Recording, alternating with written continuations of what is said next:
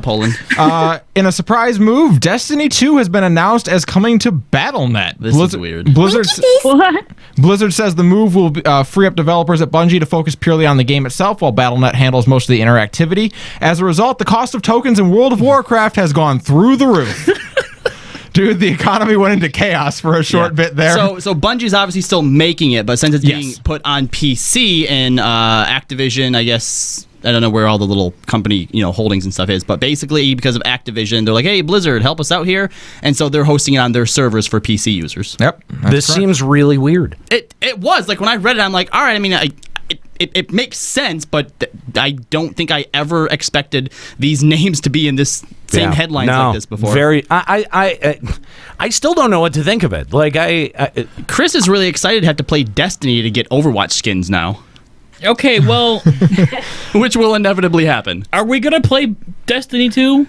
Is that a thing that's going to happen? I mean, we've all talked about wanting to. I watched that gameplay trailer on Facebook on a whim, and I'm like, wait, why am I not repulsed by this? Is this because of Overwatch? I don't hate this, and I'm not sure why. Is Overwatch a gateway drug? A gateway FPS? God damn it. Yeah, I kind of... I'm tempted by it. I'm tempted by it. Okay, stop. Are we tempted by this? Because I'm not going to allow this to become another fucking For Honor bullshit. Yeah, that was $60. That was just not go well. down the Guess who had foresight there? Juxtadamus. I'll say this: the fact that it's on Battlenet means I'm more likely to play it. Yeah. So I guess it's not a wholly bad idea. I mean, if it was on I don't know, what's the Ubisoft one or Imagine. No. Origin. That's EA. That would guarantee I never play it. Well, I picked up the entire Destiny collection for like $20 because I had it to spare, and I played through it a little bit with a friend one night, and it was kind of okay. So I haven't looked into the gameplay trailer or anything, but there wasn't, I felt like, a really big focus on narrative type stuff, which, for us coming from... isn't. Yeah, coming from, RPG backgrounds and stuff like that. No, there really isn't. You have to, if you want information about the world or lore, you have to go to the website to figure that out. And even in game, it was for me and you, one of the first things that sort of put this on our radar was the Nathan Fillion voiced trailer for it. Like, oh, that's really cool. Yeah. And then when you actually get in, at least to Destiny 1, he's one of the class trainers, and he's there maybe 2% of the time. Yeah, but I'm just saying, Destiny is much more of an experiential game as opposed to a narratively driven game. Oh yeah. And anymore, I think that narratives end up hampering MMOs. I think if you put too much of an, I know that That's kind of funny coming from a Final Fantasy 14 player. Yeah, but don't you feel like the game is hampered by some of those aspects sometimes? No. I feel like the game is only... I think that's both Final Fantasy 11's and 14's strongest points. Yeah, actually. I think that's the only reason I people play games. Yeah, I wouldn't play 14 without its storyline aspects. Agreed. I mean, case in point, playing the patch for the day and then not coming back to the game. Yeah, but when the writing takes a hit, when the writing takes a dive, and you can notice that plot points are going way too quickly, or that we're, that we're able to pick apart the narrative in the way that we do, I think that, unless you're willing to really have a clear vision that is long-term, that you can really flesh out, you can't really guarantee that story quality is going to be there.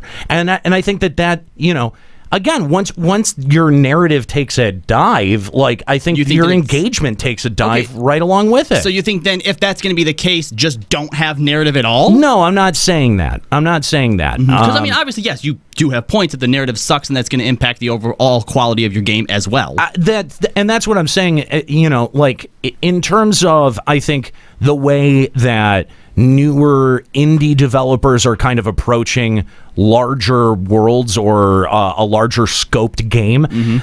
I think that's one of the things that's kind of naturally having to shift is the way that the narrative or the storytelling is being approached. And so you have games like Ark, or you have games like Conan that are very, very light on the narrative and really more rely on the player history and the player driven narrative. And I think that there is an element of of that is really interesting. And I don't know how you balance those two. Like, I don't know how you have a dynamic world that reacts to player input and also have a story that isn't dictated in some way by the players, by what the players do.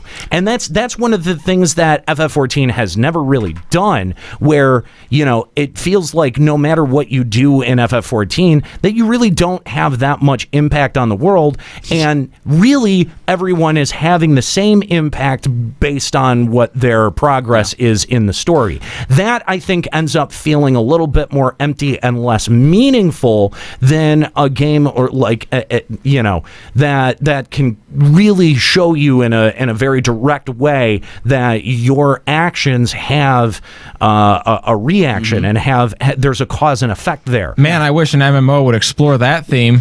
Stick around. Give us about 15. That's right. To answer Chris's question, though, about if we're seriously considering this, since picking up Destiny 1 and playing through that a little bit, that has sort of pushed me back and made me a little bit more, I think, realistic. I'm still going to be keeping a close eye on it, but it is, I'd say, a good contender on a future MMO that I might pick up.